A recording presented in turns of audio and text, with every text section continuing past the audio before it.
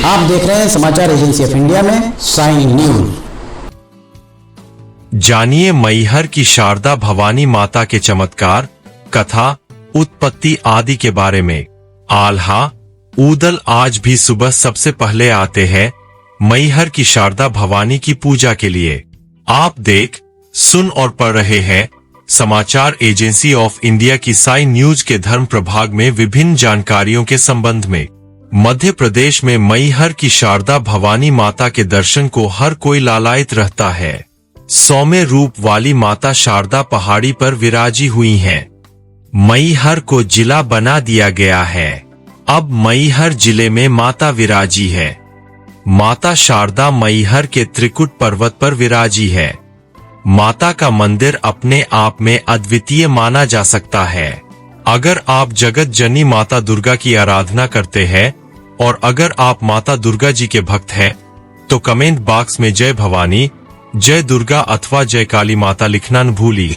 मान्यता है कि सबसे पहले आल्हा ऊदल करते हैं माई की पूजा। जानकार विद्वान बताते हैं कि मैहर मंदिर को लेकर कई लोक कथाएं प्रचलित है। इसमें एक है मां शारदा के अन्य भक्तवीर योद्धा आल्हा और ऊदल की। कहा जाता है कि आल्हा ऊदल को मां ने अमरत्व का वरदान दिया था।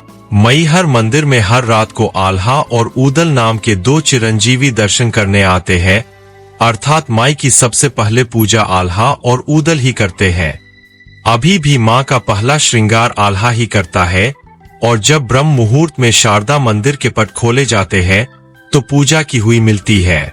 मंदिर के पुजारी बताते हैं, महोबा निवासी दो वीर योद्धा भाई आल्हा और ऊदल 800 वर्ष पूर्व हुआ करते थे। उन्होंने पृथ्वीराज चौहान के साथ युद्ध किया था और मोहम्मद गौरी को भी चुनौती दी थी।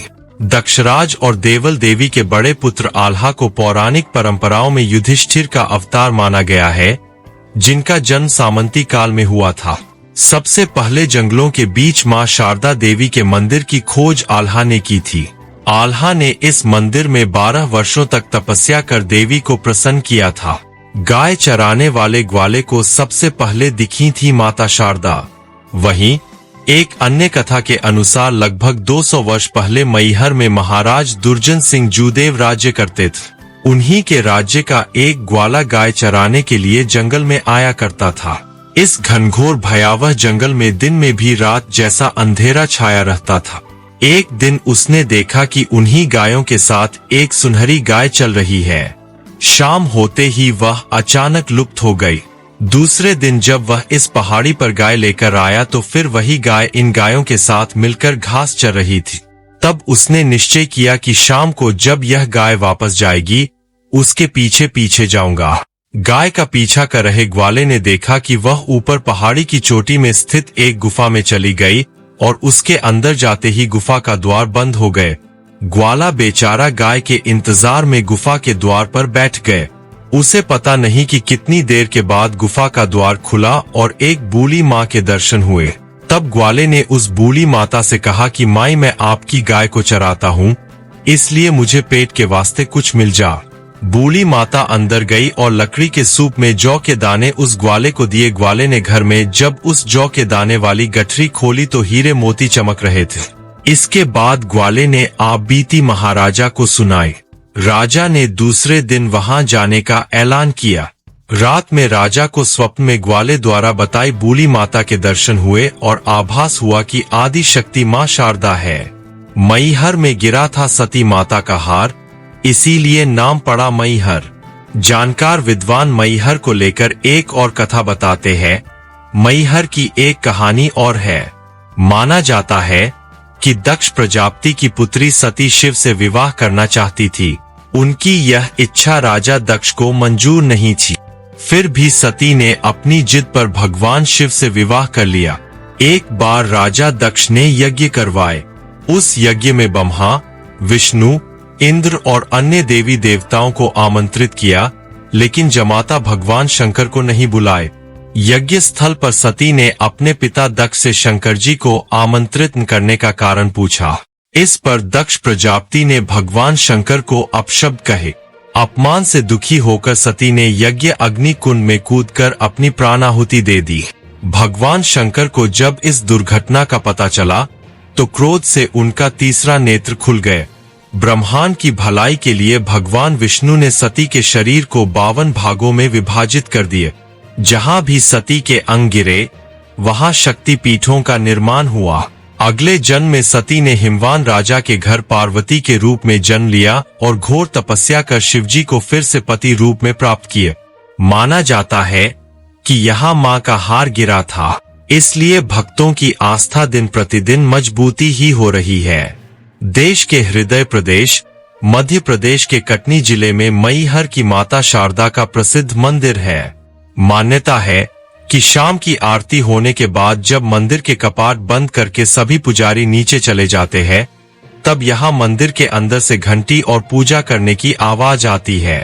कहा जाता है कि मां के भक्त आल्हा अभी भी पूजा करने आते हैं। अक्सर सुबह की आरती वे ही करते हैं, आज भी आल्हा करते हैं। सबसे पहले श्रृंगार। जानकार विद्वानों की माने तो इस मंदिर की पवित्रता का अंदाजा महज इस बात से लगाया जा सकता है कि अभी भी आल्हा मां शारदा की पूजा करने सुबह पहुंचते हैं।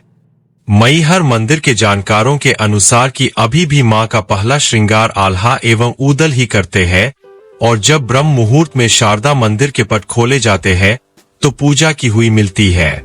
इस रहस्य को सुलझाने हेतु वैज्ञानिकों की टीम भी डेरा जमा चुकी है, लेकिन रहस्य अभी भी बरकरार है। आइए अब जानते हैं कि आखिर कौन थे आल्हा। इतिहास में यह बात दर्ज है कि आल्हा और ऊदल 2 भाई थे। ये बुंदेलखंड के महोबा के वीर योद्धा और परमार के सामंत थे। कालिंजर के राजा परमार के दरबार में जगनिक नाम के एक कवि ने आल्हा खंड नामक एक काव्य रचा था। उसमें इन वीरों की गाथा वर्णित है। इस ग्रंथ में 2 वीरों की 52 लड़ाइयों का रोमांचकारी वर्णन है। आखिरी लड़ाई उन्होंने राजा पृथ्वीराज चौहान के साथ लड़ी थी। आल्हाखंड ग्रंथ के बारे में जानते हैं कि आल्हाखंड में गाया जाता है कि इन दोनों भाइयों का युद्ध दिल्ली के तत्कालीन शासक पृथ्वीराज चौहान से हुआ था। पृथ्वीराज चौहान को युद्ध में हारना पड़ा था, लेकिन इसके पश्चात आल्हा के मन में वैराग्य आ गया और उन्होंने संन्यास ले लिया था। कहते हैं कि इस युद्ध में उनका भाई वीरगति को प्राप्त हो गया था। गुरु गोरखनाथ के आदेश से आल्हा ने पृथ्वीराज को जीवनदान दे दिया था। पृथ्वीराज चौहान के साथ उनकी यह आखिरी लड़ाई थी। मान्यता है कि मां के परम भक्त आल्हा को मां शारदा का आशीर्वाद प्राप्त था, लिहाजा पृथ्वीराज चौहान की सेना को पीछे हटना पड़ा था। मां के आदेशानुसार आल्हा ने अपनी साग हथियार शारदा मंदिर पर चढ़ाकर नोक टेढ़ी कर दी थी, जिसे आज तक कोई सीधा नहीं कर पाया है।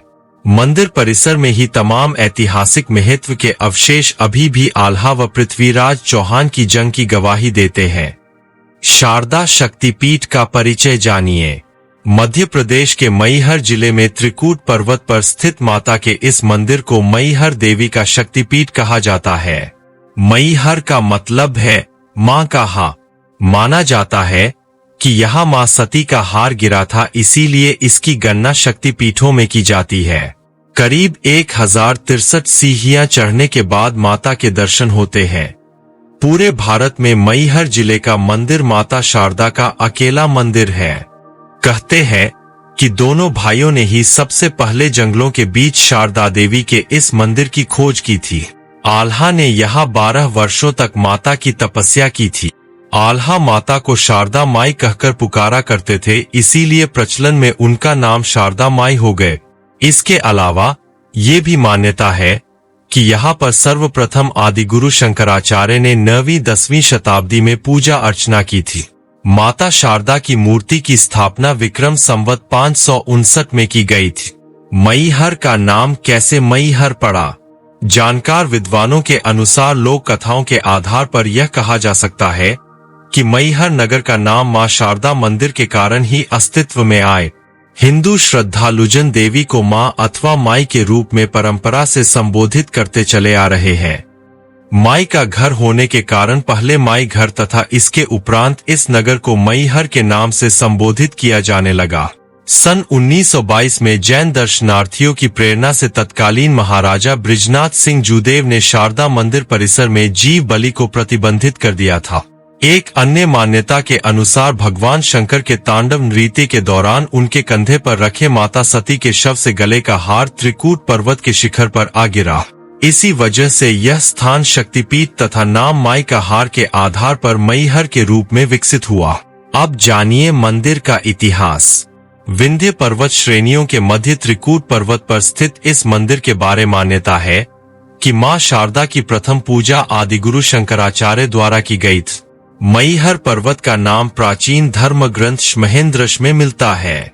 इसका उल्लेख भारत के अन्य पर्वतों के साथ पुराणों में भी आया है। मां शारदा की प्रतिमा के ठीक नीचे के पढ़े जा सके शिलालेख भी कई पहेलियों को समेटे हुए हैं।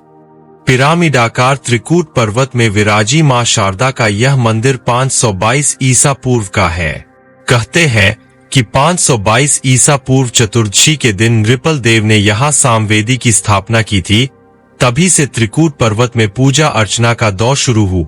ऐतिहासिक दस्तावेजों में इस तथ्य का प्रमाण प्राप्त होता है कि सन 539-522 ईसा पूर्व चैत्र कृष्ण पक्ष की चतुर्दशी को नृपल देव ने सामवेदी देवी की स्थापना की थी। चौतरफा है प्राचीन धरोहरें। मैहर केवल शारदा मंदिर के लिए ही प्रसिद्ध नहीं है, बल्कि इसके चारों ओर प्राचीन धरोहरें बिखरी पड़ी है। मंदिर के ठीक पीछे इतिहास के दो प्रसिद्ध योद्धाओं व देवी भक्त आल्हा ऊदल के अखाड़े हैं तथा यही एक तालाब और भव्य मंदिर है जिसमें अमरत्व का वरदान प्राप्त आल्हा की तलवार उसी की विशाल प्रतिमा के हाथ में थमाई गई है। इसके अलावा 950 ईसा पूर्व चंदेल राजपूत वंश द्वारा बनाया गया गोलामठ मंदिर, 108 शिवलिंगों का रामेश्वरम मंदिर, भदनपुर में राजा अमान द्वारा स्थापित किया गया हनुमान मंदिर अन्य धार्मिक केंद्र है। इसके अतिरिक्त मैहर क्षेत्र के ग्राम मड़ई, मनौरा, तिदुहटा व बदेरा में सदियों पुराने भवन व शिलालेख है जो भारतीय इतिहास को एक नए आलोक में झांकने का अवसर प्रदान करते हैं। शिव पुराण के मुताबिक बदेरा में ही शिव भक्त बानासुर की राजधानी थी, जिसकी पुष्टि बदेरा के जंगल में जगह जगह मिल रहे शिव मंदिरों के भग्नावशेष व शिवलिंग करते हैं। अगर आप जगत जननी माता दुर्गा की आराधना करते हैं और अगर आप माता दुर्गा जी के भक्त हैं तो कमेंट बॉक्स में जय भवानी, जय दुर्गा अथवा जय काली माता लिखना न भूलिए। यहाँ बताए गए उपाय, लाभ, सलाह और कथन आदि सिर्फ मान्यता और जानकारियों पर आधारित है। यहाँ यह बताना जरूरी है कि किसी भी मान्यता या जानकारी की समाचार एजेंसी ऑफ इंडिया के द्वारा पुष्टि नहीं की जाती है। यहाँ दी गई जानकारी में निहित जानकारी विभिन्न माध्यमों, ज्योतिषियों, पंचांग, प्रवचनों, मान्यताओं, धर्म ग्रंथों, दंतकथाओं, किंवदंतियों आदि से संग्रहित की गई है। आपसे अनुरोध है कि इस वीडियो या आलेख को अंतिम सत्य अथवा दावा माने एवं अपने विवेक का उपयोग करें। समाचार एजेंसी ऑफ इंडिया पूरी तरह से अंधविश्वास के खिलाफ है। किसी भी जानकारी या मान्यता को अमल में लाने से पहले संबंधित विशेषज्ञ से सलाह ले। अगर आपको समाचार एजेंसी ऑफ इंडिया में खबरें आदि पसंद आ रही हो तो आप इसे लाइक, शेयर व सब्सक्राइब अवश्य करें। हम नई जानकारी लेकर फिर हाजिर होंगे, तब तक के लिए इजाजत दीजिए। जय हिंद।